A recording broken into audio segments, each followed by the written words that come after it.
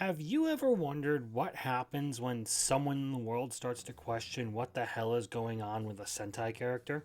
Have you ever stopped to think about how over the top the tropes for Super Sentai are? Have you ever wanted to see what happens when you plop down the Red Ranger inside a fantasy world?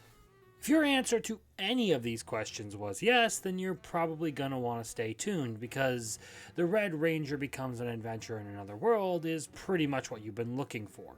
Now, I will admit, I'm always very dubious about new isekai with eccentric ideas. Not that I find them inherently bad, but that more often than not, the whole series seems to revolve around one single gimmick and doesn't really get much deeper than that, especially when the title is very blatant about what that gimmick is. The basic premise of this series is that the Red Ranger of a team of Sentai heroes defeats the leader of an evil organization and in the process gets himself isekai'd into a fantasy world. Gee. Almost like the title told you that. So it had my interest, since the idea was at least not too far beyond the realm of imagination. All that being said, the series is incredibly simple. Red's Sentai abilities make no sense in this world, and everyone around him makes it painfully obvious that his usual Ranger antics make zero sense within the confines of this fantasy realm. The primary mechanism for this is Ydra, a noble whose family fell from grace in spite of their renown for magic, and who happens to be seeking a way to redeem her father's reputation after being driven out of the capital by a masked mage who sought the position he occupied. It's her criticism of, and dramatic reaction to, the usual tokusatsu tropes that makes up what is pretty much the primary element of entertainment in this show. And it taking a very parody-like approach to Sentai shenanigans really does make it fun to watch. Explosions, over-the-top personalities, nonsensical abilities, and ridiculous weaponry. Everything to do with Red is very much non-standard, and everyone is very quick to point that out. And most of them don't really know what to make of what's going on whenever he's doing literally anything.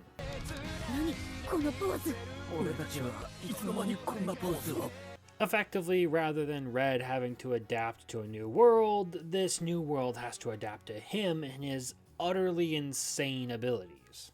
Whether it be his Megazord he can summon at any given moment,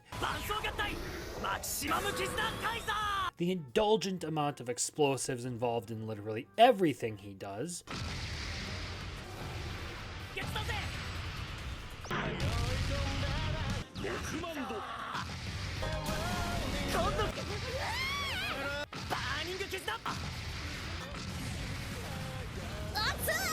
or his mildly overpowered arsenal of relationship-themed weaponry,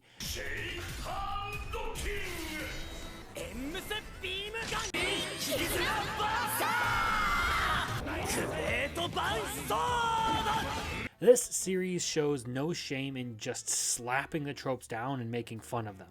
For what it's worth, it is funny, but a singular gimmick alone will eventually burn out without something else worth watching for. As entertaining as the character interactions can be, if they aren't done with something like a half-decent story to make it a properly substantive show, I don't think it's really going to work out all that well over the course of 12 episodes.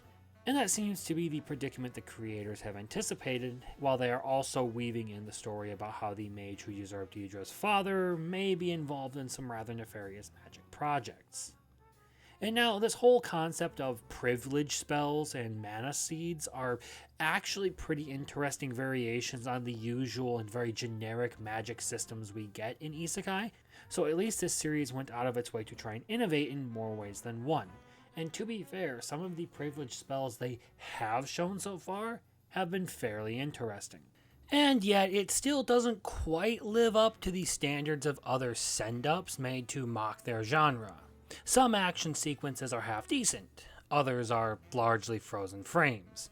Some characters are interesting, particularly Ydra, since she's been around the longest and had the most time to experience Red's absurdity. But others just seem like they're there to kind of push the plot along at a faster pace.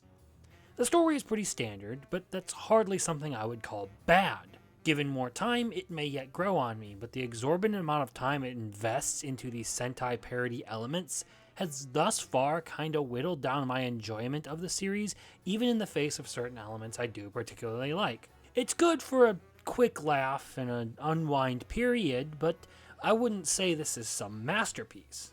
So I will say this, if you enjoyed Power Rangers or anything in that vein as a child, you'll probably enjoy this.